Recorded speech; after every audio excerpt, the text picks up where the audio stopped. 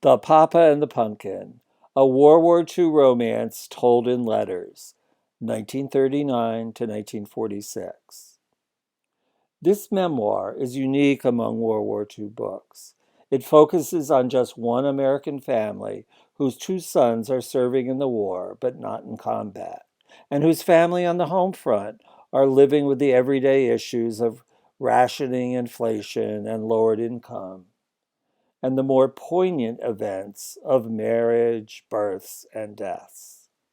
From Pearl Harbor to VJ Day, all these issues and these and other events produce for this family frustrations, fears, loneliness, joys, and gratitude. It may lead you to some clues to questions you've always had about your own family.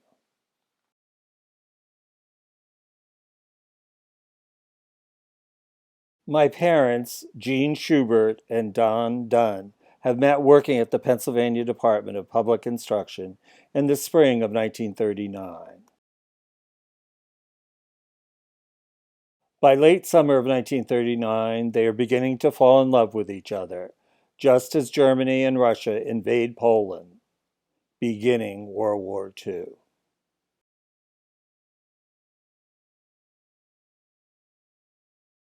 By the end of June 1940, Germany has overrun France, Belgium, and the Netherlands. As the Nazis reach the English Channel, over 340,000 British troops are saved from Dunkirk. As the English prepare for a Nazi invasion, the Americans' complacency begins to fade and many begin to worry, as evidenced in this letter from Don to Jean. June 23rd, 1940, 8:30 p.m., Reading, Pennsylvania. My darling, now it's a rainy summer night, a sad, breathless kind of night, quite in tune with the depressing and sad news from beyond the seas. I have noticed a strange tenseness both in Harrisburg and Reading yesterday and today. Men's minds are not on their work. They're wondering, what will happen now? Does this mean that we are closer or further away? Isn't there some way out short of war? Must we go through this whole performance all over again, remembering World War I? They, the men, don't say very much. That is, the sound, sensible ones. In fact, they say nothing except to ask for the latest news. But their minds are not riveted on the job at hand, as it usually is. They are like I was last August and September, when the Germans and the Russians attacked Poland on September 1st, 1939, beginning World War II. They cannot concentrate. Even then, it would have been too late for us to have done anything about it. It is perhaps a profound limitation to democracy that it cannot live in the same world with a form of government whose basic premise is force and arms.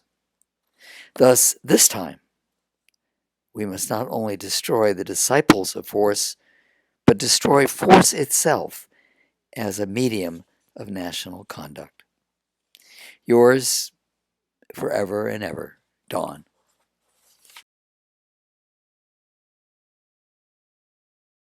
In spite of this uncertainty, Jean and Don are married at a small ceremony on July 12, 1940, in East McKeesport, Pennsylvania. They end up renting a small cottage on a farm estate in Wernersville, Pennsylvania, right outside of Reading, Pennsylvania, where Don works.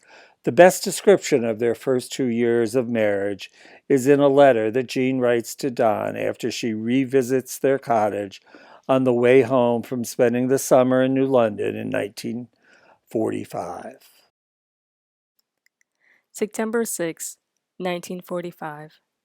Papa, things have changed in Reading and Wernersville, but I am not sorry I went.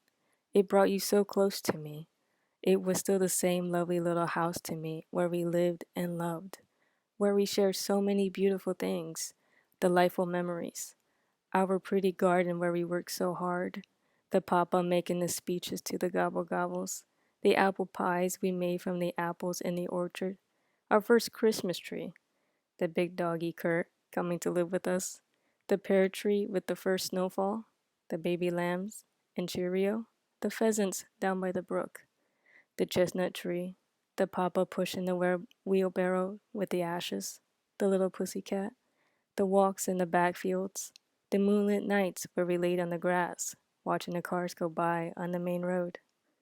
Most of all, I remember the love and pretty living in the little house with you, the joys and unhappiness we shared those first 2 years. So I am not unhappy that I stopped by, and you must not be unhappy when you read this. The Pumpkin.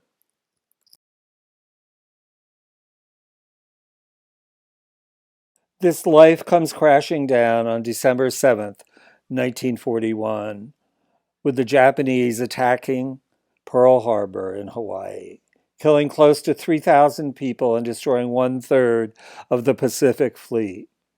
The U.S. is at war with Japan, and Germany declares war on the United States, all within a matter of days.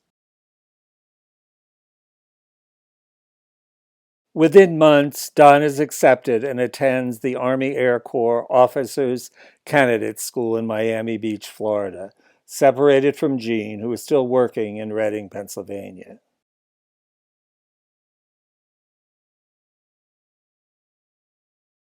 This separation continues as Don is assigned as an inspector for the Inspector General at the Enid, Oklahoma Army Air Base, while Jean continues working as the finance officer at the Pennsylvania Economy League. They are both working 7 days per week. Jean is suffering from anemia and nervous exhaustion. Don is promoted to captain and is transferred to the Garden City Air Force Base in December. Jean meets him there in December 1942. After almost 1 year of separation, illness, and overwork, they spend all of 1943 and 1944 in Garden City, Kansas.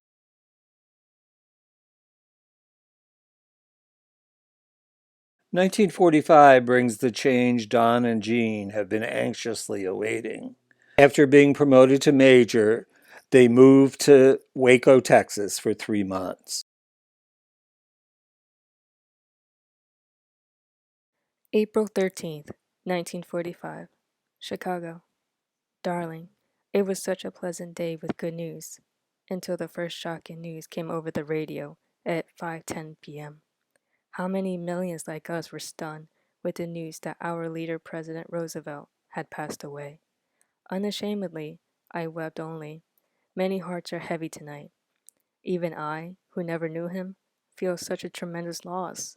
The one man in whom we believed, who we placed our trust to bring us through this chaos, no longer is here. What is to happen now? There is no doubt in my mind that the Allies will go on to win victory. But after that, what? What man have we to see that peace has really been achieved? So many thoughts, so many questions are in the minds of everyone tonight. Only time will tell the story, but somehow you and I, along with others, will go on and do our part to see that peace and freedom do prevail throughout the world once this war has been won. In our hearts, there is a conviction that the little people like you and me are the ones to carry on his crusade for world peace. Love, Pumpkin. After 2 weeks, he was finally assigned to be a traveling inspector based out of Hollandia, Dutch New Guinea, 1,800 miles away. Don spends his weeks flying on average 2,000 miles between Army, Air Force installations, making sure the infrastructure and governance of these island bases are running smoothly.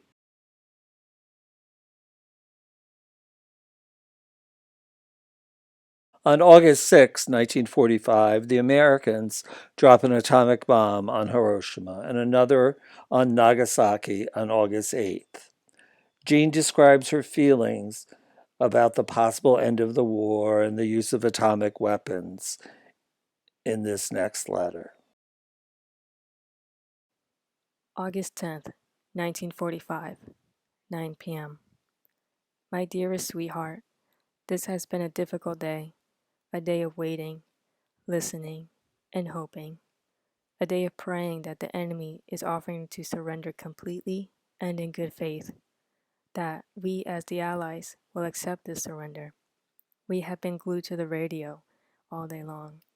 The people are not jubilant, they are tense. The first impact of the offer of surrender left them breathless with its suddenness, but now they are grim, determined, and analytical. Too much has been happening this week. The bombings, Russia's entry into the Pacific War, and now the Japanese offer of surrender. How can the human mind stand up against such swift developments? What will be the result if peace does not come within the next few hours or days? How I have tortured myself mentally, and what we have done. The atomic bomb. Yes, it still bothers me. But maybe if the war is ended by its use, it will have been a good thing. Maybe it was God's intention to give us this way to stop war. Yours, Pumpkin. The Japanese and the Americans meet in Manila to agree on the terms of surrender. Dunn describes to Jean his reaction to the signing of the peace treaty in Tokyo in the next letter. September 2nd, 1945. My dearly beloved, the day! 6 years less 1 day since I sat in Mrs. Flanagan's boarding house in Harrisburg at 5:30 a.m. and heard Mr. Chamberlain say, "We are now at war with Germany." And I was falling in love with you. There were tears because I felt we would be at war in a matter of months, and all thoughts of love and marriage to my Punkin would be swallowed in the swift turn of events. But it was not to be. We must always thank God, or fate, or fortune, that sufficient time was granted to us not only to formalize our love, but to live together those glorious 5.5 years and weld our lives into one life together, unshakable and everlasting. What 6 years it has been! What a metamorphosis has the world undergone, and our lives and personalities with it. In but a moment, the first shortwave broadcast will start to come in from Tokyo that the old era is over, that the brave new world has begun. What a wonderful thing it will be for us, the Punkin and the Poppa, to join hands to get there forever and take our place in some small way to bring peace to our world. We heard the description of the signing. Mr. President, General Mack, and Admiral Nimitz. It was very moving. We were gathered around Welling's radio, and both Westerbrook and I broke out a bottle of whiskey. So we poured drinks of straight whiskey all around for about 5 of us and waited until MacArthur signed. As the broadcasters spelled out DOUGLAS,